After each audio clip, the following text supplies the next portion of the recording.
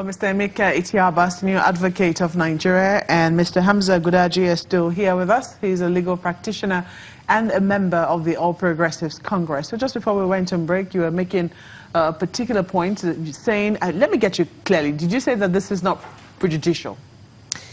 Not at all. Stating a fact.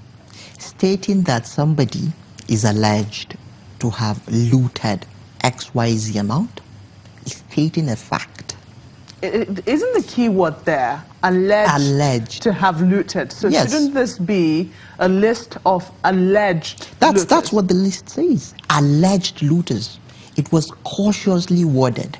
Mr. Etiaba. That's what's in circulation. I think my friend here is not discussing the same publication that I know about and I read about and I'm reacting to.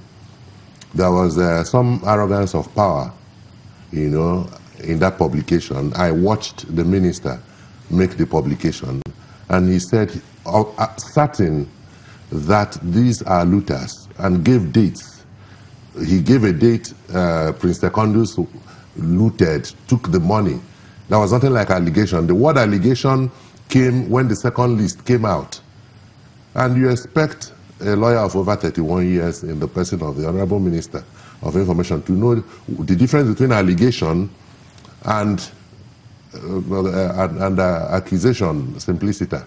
There was no allegation against Uche Secondus. It doesn't make a world of difference then? It does. It does. If you say it is alleged that he stole, that means it's a 50-50 chance.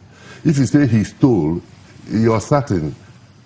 I mean, for Nigerians, for lawyers, it might make a world of difference, you know, if there is alleged in front of it. But this list is out there, being published by the federal government. Yes. Wouldn't these people be seen as looters at the end of the day, whether or not they're found guilty by a court of law? They have been pronounced so by the federal government, haven't they? If at that level, if you use the word alleged, everybody knows that that's a window of escape if it doesn't turn out to be correct.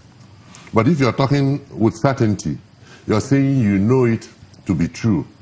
And then you have not given room for the court to do their work. For example, of course, when I mentioned Prince Secondus is going to court, Chief Elizabeth is also going to court this morning. The truth about it is that if you say for certainty that somebody did this, what it means is that you have excluded every possibility that he did not do it. But if you put alleged, that's why they put alleged on second list. Go and look at it. And even the newspaper that we're suing this morning, we're suing the one that reported with certainty, not the people that said the minister alleged. Because some newspapers, including this day, said it was alleged. So they are reporting what they want to play safe. Channels reported and said alleged. Channels never came up with certainty. They said it was alleged by the minister. That is an enlightened way to do it. You leave a window for the guy, if he is innocent, to clear his name. I'll give you an example. Something is going on in South Africa. Zuma is being investigated and may end up in court. Have you heard how much he stole? Have they come out with any statement making it certain that he stole so much? Investigation is going on. At the end of the day, it will be moved to the court. The court will determine, and then you have a conviction, or he will be set free. Senior Advocate, I think it is worth noting, in fairness to the topic, that there are some peculiarities in the sense that there have been some recoveries. So if somebody has allegedly looted and has voluntarily or involuntarily submitted some money, that indicates something. I think in Zuma's case, that was not the case. Thank you very much. Prince Uche Secondus has never refunded any money.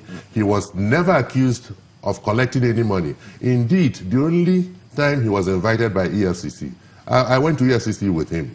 He was detained. I went to court, Federal High Court, and obtained a judgment against the EFCC that he was detained unlawfully. What was the accusation that he was being investigated for? He collected vehicles. He received, not collected, he received vehicles from a certain businessman. That was the allegation. We went to court, we got judgment, 10 million naira against the EFCC, which has not been paid. The judgment is extant as I speak with you. He's not been invited to make a statement based on receipt of 10 kobo. So his case is as clean as that of whichever one you want to refer to, because he has not refunded any money. No demand was made on him to refund money. As we speak today, He has never had any dialogue with anybody. He never collected money from any agency. But we're in Nigeria, and I bet you that by the time we go to court, our case will be known, and let's see what the defense will be. Let them come up with a document that says, which is secondary, you collected 200 million, or they start playing technicalities to frustrate the case. Let's see how it will go. Mr. Hamza, I want to come in because, you know, if you look at the we've seen a trend. This is not the first time that the federal government has said we are going to publish a list. We're going to name and shame looters in this country. We've probably seen about 4 or 5 different instances over the past 2.5 years where that threat was made. Now, of course, they have acted on it based on the comments of the PDP publicity secretary. If you look at VADES, you see a similar thing where they say on the deadline we're going to name tax defaulters. Of course, the deadline has come and gone. Nobody is naming. They're now mulling, extending it. It's almost becoming predictable. Do you think that the credibility here of the government, in all reality, when you see these trends, is it not being eroded by some of these kind of means of doing things? No, not at all. Decision-making requires tact. You cannot be in public office and then behave rashly, so to speak. Now, for example, you said VADES. People, as reported in the media, are seeking for extension.